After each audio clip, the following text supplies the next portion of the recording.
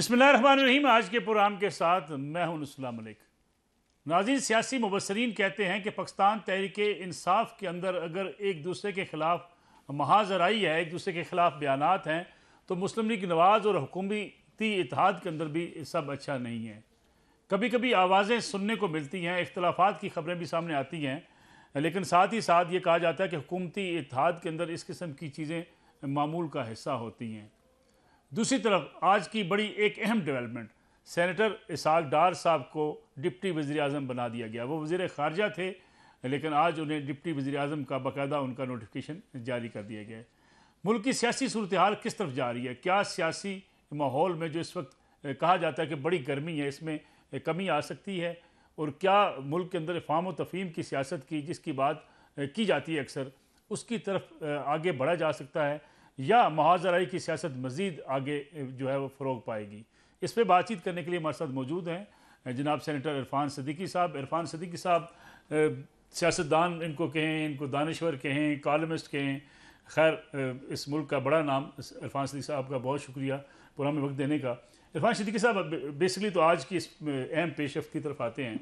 इसहाक डार साहब को डिप्टी वज़ीर आज़म बना दिया गया, क्या वजह क्या है? अदम एतमाद है शहबाज शरीफ साहब के ऊपर? क्या ज़रूरत पेश आई कि इसहाक डार साहब जो वज़ीर ख़ारजा थे ऑलरेडी, उनको डिप्टी वज़ीर आज़म बनवा कर मुस्लिम लीग नवाज़ क्या करना चाहती है? बहुत शुक्रिया मलिक साहब। मेरा ख़्याल नहीं है कि ये मुस्लिम लीग नून ने या उसके कायद नवाज़ शरीफ साहब ने कोई फ़ैसला किया है। ये वज़ीर आज़म का अपना फ़ैसला है, वज़ीर आज़म के अपने अप्रूवल से जारी हुआ है। उन्होंने ही तैनाती की है, या तैनाती कह लें, या एक इजाफ़ी ज़िम्मेदारी उनको दे दी है। इस वक्त जो सूरत हाल है, मामलात को चलाने के लिए एक बड़ी इज्तमाई कोशिश और काविश की ज़रूरत है। शहबाज साहब को आप जानते हैं, वो बहुत ही मेहनती शख्स हैं, और दिन रात मैंने एक दफ़ा उनसे पूछा, मैंने कहा जी कितने घंटे आप काम करते हैं? तो कहने लगे 26 घंटे। तो मैंने पूछा वो तो वैसे तो 24 घंटे, ये 2 क्यों आपने रखे हुए हैं इजाफी? तो कहते ये मैंने सोने के लिए रखे। कहने का मतलब ये है कि वो बहुत काम करते हैं, तो उन्हें हो सकता है कुछ फील्ड्स के अंदर अपनी असिस्टेंट्स की ज़रूरत हो, किसी मावन की ज़रूरत हो, किसी मददगार की ज़रूरत हो। इसके अंदर कोई बहुत ज़्यादा मानी मेरा ख्याल है तलाश करने की ज़रूरत नहीं है, रूटीन का काम है। और ना ही कोई इसमें ऐसी कंपल्शंस थी शहबाज साहब के लिए जिस तरह की कंपल्शंस परवेज़ इलाही साहब को लगाने के लिए थी, ऐसी कोई नहीं थी। ये एक मामूल की कार्रवाई है। इरफान साहब, नाकदीन तो ये कहते हैं कि एक कैंप है मियां नवाज शरीफ साहब का, एक कैंप है शहबाज शरीफ साहब का। नवाज शरीफ साहब के कैंप के कुछ लोगों को शिकायत थी, जो बयानात भी सामने आते रहते हैं। शायद मियां नवाज शरीफ साहब की ख्वाहिश थी कि इसहाक डार साहब डिप्टी वज़ीर आज़म बन जाएँ, ताकि वो कैंप भी सेटिस्फाई हो कि नहीं, मियां नवाज शरीफ साहब, शहबाज शरीफ साहब दोनों मिलकर हुकूमत चला रहे हैं। नहीं, ऐसी कोई बात नहीं है मेरे ख्याल में। ना तो कोई कैंप है। ये बात आप भी सुन रहे होंगे, मैं भी कम से कम 15-20 बरसों से मैं सुन रहा हूँ जी कि एक शहबाज शरीफ साहब हैं, कोई एक नून है, कोई एक शीन है, कोई फ़लाँ। ये बड़ी पुरानी बातें हो चली हैं। हमारे अंदर अल्लाह के फजल व करम से कोई कैंप्स नहीं है। सब लोग मियाँ मोहम्मद नवाज़ शरीफ की क़यादत पे यकीन रखते हैं, उनसे इंस्पायरेशंस लेते हैं, और उन्हीं को वो अपना एक कायद तस्लीम करते हैं, इंक्लूडिंग वज़ीर आज़म शहबाज शरीफ साहब। इसी तरह शहबाज शरीफ साहब, आप बरसों से जानते हैं दोनों शख्सियात को, जो उनका एक अदब व एहतराम का रिश्ता है एक दूसरे के साथ।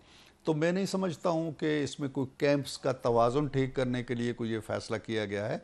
ना तो कोई कैंप्स हैं और ना इसका किसी उन कैंप्स के तवाज़ुन से कोई ताल्लुक़ है।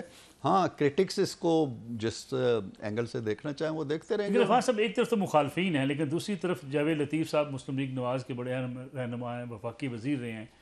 वो कहते हैं कि मियां नवाज शरीफ साहब के साथियों को हरवा दिया गया। अपना भी वो गिला शिकवा करते हैं, मुझे हरवाया गया। राना सलाउल्लाह साहब का मौक़िफ़ दूसरा है, पंजाब के सदर हैं, वो कहते हैं नहीं, हम इलेक्शन हारे हैं। ये इख्तलाफात क्यों हैं? ये तज़ाद क्यों हैं? देखें, जावेद लतीफ़ साहब भी अपनी हार के हवाले से एक मौक़िफ़ रखते होंगे, और शायद वो ऐसा समझते हों कि उन्हें हराया गया है, लेकिन मैं ज़ाती तौर पे ये ख्याल करता हूँ कि ऐसी बात नहीं है। न तो नवाज़ शरीफ को किनारे लगाने की कोई कंस्पायरेसी थी किसी तरफ से, और ना ही ये कंस्पायरेसी थी कि नवाज़ शरीफ को वज़ीर आज़म नहीं बनने देना किसी के में। मेरा एक बयान तो अब पिट चुका है बहुत ज़्यादा जो मैंने कहा था जी कि मियाँ साहब ने बहुत पहले से अपने जहन में एक तस्वीर बना रखी थी और उस मंजरनामे के अंदर वो अपने आप को वज़ीर आज़म नहीं रख रहे थे।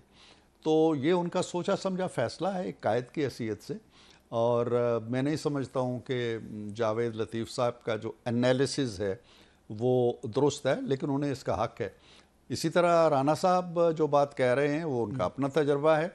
पार्टियों के अंदर मलिक साहब इस तरह की आरा होती रहती हैं। बुनियादी फ़र्क वहाँ पैदा होता है जहाँ जो फ़ैसला साज ताकतें हैं उनकी अथॉरिटी मजरू हो जाती है। जब हम पीटीआई को देखते हैं तो वहाँ पे एक क़यास का आलम है। हम हर रोज़ 4 या 5 मौक़िफ़ सुनते हैं। अगर 4 वकला हैं तो चारों बाहर निकल के अलग अलग बात करते हैं। 5वीं बात आपके रिपोर्टर करते हैं, शाम को आके बताते हैं जी कि क्या बातें हों। हमारे यहाँ अल्लाह के फजल से ऐसी सूरत हाल नहीं है। बड़ा एमिकेबली सारे मामला तय होते हैं। जहाँ मुशावरत की ज़रूरत होती है मियाँ साहब से मशवरा लिया जाता है, अदरवाइज़ वो रोज़मर्रा के मामलात में दखल अंदाजी नहीं करते। आपका बयान तो बड़ा वाज़े आ चुका है इरफान सिद्दीकी साहब के मियाँ नवाज शरीफ साहब यही प्लान था जिसके मुताबिक हुकूमत साजी हुई। लेकिन अगर मियाँ नवाज शरीफ साहब को अक्सरियत मिल जाती, मौजूदा जो नशस्तें इससे ज़्यादा नशस्तें होती, तब भी वज़ीर आज़म ना बनते। मैं ये नहीं कह रहा हूँ कि तब भी ना बनते, लेकिन मेरा अपना एक तज्ज़िया है जो मैं उनसे मिलता रहा हूँ। उनसे मेरी मुलाकातें होती रही हैं, गुफ्तगूएँ होती रही हैं। बाज़ ऐसी थी जिनमें हम 2 ही थे, कोई तीसरा भी नहीं था। तो मैंने जो एक एनालिसिस किया उनकी गुफ्तगू का या उनकी जो बदन बोली थी उसमें मैंने महसूस किया, और मैंने कई दोस्तों से शेयर भी की ये बात, कि वो शायद चौथी दफ़ा वज़ीर आज़म बनने के लिए ज़हनी तौर पे तैयार नहीं थे। उसका कोई ताल्लुक़ नहीं था कि जी नशस्तें कितनी आएंगी, एब्सोल्यूट मेजॉरिटी होगी तो बनेंगे या 2/3 होगी तो बनेंगे।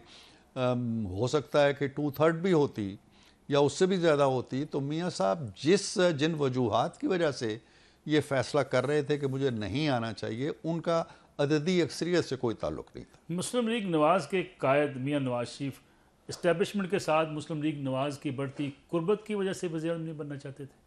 नहीं, ऐसी बात नहीं है। ना ही कोई, मेरा ख़्याल है कि जो एक ज़िम्मेदाराना रियासत के अंदर ताल्लुक़ होना चाहिए इदारों के दरमियान, या कुर्बत होनी चाहिए या अंडरस्टैंडिंग होनी चाहिए, उससे ज़्यादा है भी नहीं, इस वक्त भी नहीं है। और मैं ज़ाती तौर पे समझता हूँ कि शहबाज साहब जो हैं वो मदद तो ज़रूर लेते हैं और इदारे मदद करते भी हैं और करते रहना चाहिए उन्हें। और मैं एक और बात उससे आगे बढ़ के भी मलिक साहब ये कहना चाहते हूँ कि इस वक्त पाकिस्तान की हालत एक बोरानी कैफियत की है। जैसे कोई फ़र्द कुएं में गिरा हुआ होता है तो उसको निकालने के लिए हम सिलेक्शन नहीं करते जी कि मलिक साहब का हाथ तो पढ़ना चाहिए, इरफान सिद्दीकी का नहीं पढ़ना चाहिए, इसको ये हक़ हासिल नहीं। इस वक्त हम इस कैफियत में हैं। सो इदारे यकसू हैं, हुकूमत यकसू है, और इस्टेब्लिशमेंट जिसे आप रवायती तौर पे कहते हैं वो किसी सियासी खींचातानी के अंदर मुलव्वस नहीं है, वो फैसिलिटेटर का एक किरदार अदा कर रही है। और मियाँ साहब को इस किरदार के हवाले से, मियाँ साहब को जो हमेशा ये रहा है कि जी सियासत के अंदर दखील नहीं होना चाहिए, उलट पुलट नहीं करना चाहिए हुकूमतों को, ये उनका एक मौक़िफ़ रहा है।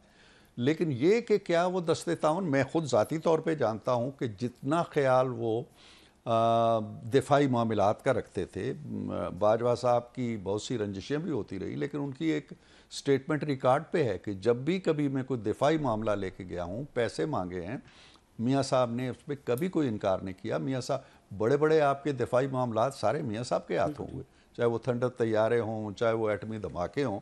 लिहाजा हमारा उस हवाले से किसी इदारे के साथ कोई प्रखाश नहीं है। मौजूदा निज़ाम के अंदर उनका अगर एक तामीरी मुस्बत पाकिस्तान को बोरान के निकालने से एक रोल है, तो उसमें न शहबाज साहब को कोई गिला है, न मियाँ साहब को कोई गिला है, न जमात को कोई गिला है, न पाकिस्तानी अवाम को कोई गिला है। इरफान साहब, उमूमी तौर पर यह अक्सर कहा जाता रहा है कि मियाँ नवाज शरीफ साहब के ऊपर शायद इस्टेब्लिशमेंट अभी भी ट्रस्ट नहीं करती।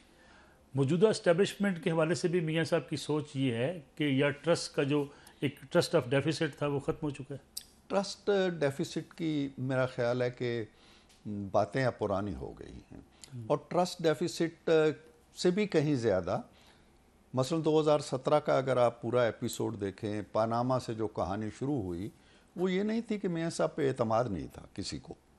अच्छा, ऐसी कोई बात नहीं थी। मियाँ साहब पे भरपूर एतमाद था, एजेंडा ज़रा मुख्तलिफ था। वो एतमाद और बद एतमादी की बात नहीं थी।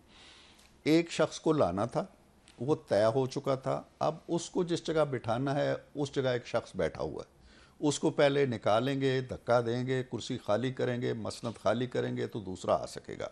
सो रास्ते की एक रुकावट के तौर पर मियाँ साहब को हटाया ज़रूर गया, लेकिन ऐसा नहीं था कि इदारे को बदएतमादी थी या इदारे के किसी एतमाद को ठेस पहुँचाया मियाँ साहब ने, या ये कि मियाँ साहब ने खामखा की कोई चपकलश मोल ली। मैं बहुत अच्छी तरह जानता हूँ और मैंने वो वक्त बड़ा कुर्बत से के साथ गुजारा उनके साथ, कि बहुत से मामलात ऐसे थे जहाँ मियाँ साहब मुतमईन नहीं होते थे या कंफर्टेबल नहीं होते थे, लेकिन वहाँ भी उन्होंने दरगुजर से काम लिया कि मामलात के अंदर तनाव नहीं आना चाहिए। डान लीक्स का वाक़या आपके सामने है, परवेज़ रशीद साहब जैसे उनके करीबी दोस्त की कुर्बानी मांगी गई, वो भी उन्होंने दे दी, तो हालात को बिगाड़ना नहीं चाहते थे कभी। सो बदएतमादी का इशू नहीं था। लेकिन मियां नवाज शरीफ को निकालना, इमरान खान को लाना, जी हाँ, इसके मुहर्रकात क्या थे? इसके मुहर्रकात ये नहीं थे कि नवाज शरीफ जो है वो बुरा शख्स है या नवाज शरीफ की कारकर्दगी अच्छी नहीं है। नवाज शरीफ ने 2013 से लेके 2017 तक मुल्क को जहाँ वो लेके गया है, और जिसकी एक बहुत बड़ी निशानी ये थी कि उन्होंने बाई बाई IMF कह दिया था, जिसके आज हम तरले करते हैं और मन्नतें करते हैं। हमारा GDP ग्रोथ बहुत आगे जा रही थी, हमारा स्टॉक एक्सचेंज बहुत आगे जा रहा था। जो महंगाई आज 20-25 पे हम ला चुके हैं, कोई 38 से, वो 4% पे रही है उनके पूरे 4 सालों में। लिहाजा कोई ऐसी चीज़ नहीं थी, कोई इंडिकेटर ऐसा नहीं था कि मियाँ साहब के ऊपर बदएतमादी की जाए। लेकिन मामला इश्क का था और मोहब्बत का था इमरान खान के साथ, और वारफ्तगी का था। और इश्क व वारफ्तगी जहाँ आ जाए वहाँ कौमी मफादात को भी कुर्बान कर दिया जाता है, कुर्बान कर दिया गया। जो नवाज शरीफ पे बीती सो बीती, उसकी फैमिली पे जो बीती सो बीती, उनकी बेटी पे जो बीती सो बीती, उनके रफ़क़ाए कार के साथ जो कुछ हुआ सो हुआ। मुल्क के साथ जो हुआ वो मुल्क आज तक नहीं समझ सका, उसके मुल्क के ज़ख्मों से आज तक लहू रिस रहा है, और इसका हिसाब हम किससे मांगें हमें कुछ पता नहीं। मियां नवाज शरीफ साहब अक्सर जिम्मेदार करार देते हैं कि उस वक्त अदलिया ने भी अपना कंधा दिया, इमरान खान साहब बेनिफिशरी थे, बाजवा साहब ने इस सारे प्लान के ऊपर अमल दरामद करवाया, उनकी हुकूमत का ख़त्म किया। वो नाम लेते रहे वीरावाला जलसे में उन्होंने जिसका आगाज़ किया था। अभी कहा जा रहा था कि मियां नवाज शरीफ ये 6 जजेस के मामले में पार्टी बनने जा रहे हैं, ये बड़ा इसको ओपनली कहा गया। क्या ऐसा कोई इरादा था? नहीं, ऐसा कोई इरादा नहीं। मैं ज़ाती तौर पे मेरी इस मौजू पे मियाँ साहब से बात भी हुई थी, मियाँ साहब का ऐसा कोई इरादा नहीं था। मैंने फिर उसके बाद एक वजाहत जारी भी की थी। मियाँ साहब का कहना यह है कि अब सारी दुनिया जान चुकी है कि क्या खेल खेला गया, कौन से किरदार थे इसके पीछे, कौन से जज थे इसके पीछे। किसको पता नहीं कि शौकत अजीज़ सिद्दीकी के साथ क्या हुआ, जज अरशद के साथ क्या हुआ, कौन सी बात अब ढकी छुपी रह गई। ये एक ड्रामा था जो किया गया। मैं कल सेनेट में परसों में कह रहा था कि जी आप लोगों को गिला है कि जी हमारे मुकदमात का ये हो रहा है। मैंने कहा आप तो खुशकिस्मत हैं कि आपका मुकदमा एक जगह आपको सज़ा होती है, दूसरी जगह आपको रिलीफ मिल जाता है। हमारे तो मुकदमे ही सुप्रीम कोर्ट से शुरू होते थे, वहीं ख़त्म हो जाते थे, ना कोई अपील, ना कोई वकील, ना। लेकिन मियाँ साहब कहते हैं कि तारीख़ के सामने हक़ाइक़ आ चुके हैं, अवाम जान चुके हैं।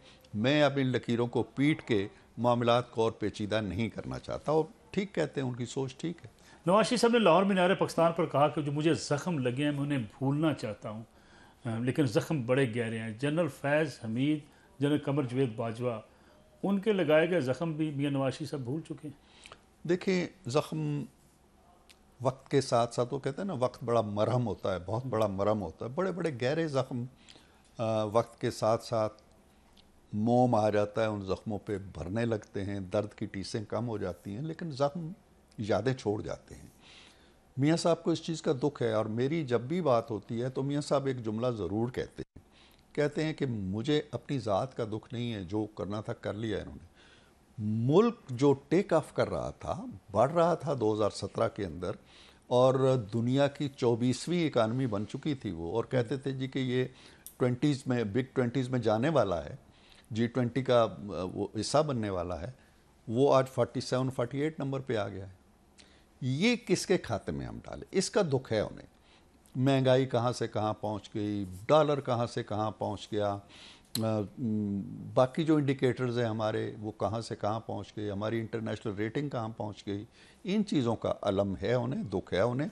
और बिलाशुबा जिन लोगों ने ये किरदार अदा किया है, वो चाहे अपने घरों में बैठे हुए होंगे, बड़े आसूदा होंगे और उन तक कानून का हाथ भी नहीं जा सकता, लेकिन बहरहाल तारीख़ ने उनके माथों के ऊपर जो कुछ लिख दिया है वो तो लिखा रहेगा। लेकिन सिद्दीकी साहब, अगर ख्वाजा आसिफ साहब के बयानात को देखा जाए तो वो तो कहते हैं कि इमरान खान साहब की हुकूमत हटाने के लिए भी बाजवा साहब ऑन बोर्ड थे, यानी गोया कि जो बाजवा साहब ने गलती की मियां नवाज शरीफ को निकाल के वो साहब बराबर कर दिया इमरान खान साहब को निकाल के। मेरा ख्याल नहीं है। बाजवा साहब खुद भी कह चुके हैं, अभी हाल ही में उन्होंने हमारे बुज़ुर्ग दोस्त जो हैं शामी साहब, उनके साथ मुलाकात में भी कुरान करीम पे हल्फ लिया है। तो हम तो बहुत बाअमल ना सही, बाकिरदार ना सही, लेकिन अगर कोई कुरान सामने रख के एक बात कहता है तो उस पर यकीन कर लेना चाहिए, चाहे हमारी मालूमात जो भी हों। बिल्कुल सही। लिहाजा वो जो कह रहे हैं ठीक कह रहे होंगे, लेकिन उन्होंने वो किरदार बहरहाल नहीं अदा किया जो किरदार उन्हें एक वज़ीर आज़म की एक जायज़ जैनुन हुकूमत को इस्तेकाम देने के लिए, मजबूती के लिए, जमहूरियत की पुख्तगी के लिए उन्हें जो किरदार अदा करना चाहिए था वो नहीं किया उन्होंने। इरफान सिद्दीकी साहब एक कमर्शियल ब्रेक प्रोग्राम में शामिल करने वापस आते हैं। सेनेटर इरफान सिद्दीकी साहब हमारे साथ मौजूद हैं। मुल्क की सियासी सूरत हाल किस तरफ बढ़ती दिखाई देती है, इस पर बात करेंगे ब्रेक के बाद।